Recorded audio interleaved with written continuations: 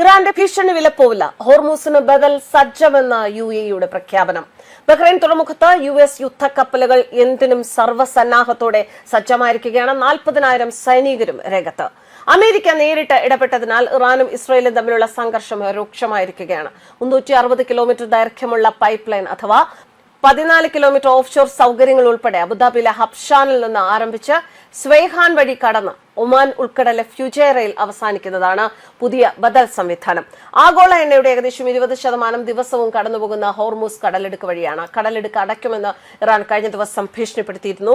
Iran parliament അത്തരമൊരു നീക്കത്തിന് അംഗീകാരം നൽകിയതായും സൂചനകളുണ്ട്. ഹബ്ഷാൻ ഫുജൈറ പൈപ്പ് ലൈൻ വഴി UAEക്ക് പ്രതിദിനം 1.5 ദശലക്ഷം ബാരൽ വരെ അസംസ്കൃത എണ്ണ കയറ്റുമതി ചെയ്യാൻ സാധിക്കും. ഒമാൻ ഉൾക്കടലിലെ ഫുജൈറയിലുള്ള ഔട്ട്ലെറ്റ് ഹോർമൂസ് കടലെടുക്കിന് പുറത്താണ്. ഇറാൻ ഹോർമൂസ് അടച്ചാൽ ഗൾഫ് എണ്ണ കയറ്റുമതിക്കുള്ള ബദൽ വഴിയായി ഇത് മാറ്റും.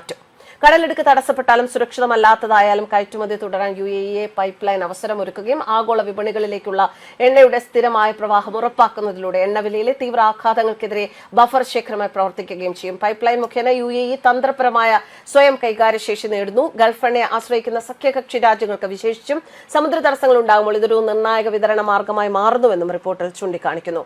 Abu Dhabi crude oil pipe line എന്നും അറിയപ്പെടുന്ന Habshan Fujairah oil pipe line ഊർജ്ജ സുരക്ഷയിലും ആഗോള എണ്ണ ലോജിസ്റ്റിക്സിലും രാജ്യത്തിന്റെ തന്ത്രപരമായ ദീർഘവീക്ഷണത്തിന് അടിവരയിടുന്ന നാഴികക്കല്ലായ അടിസ്ഥാന സൗകര്യ പദ്ധതിയാണ്.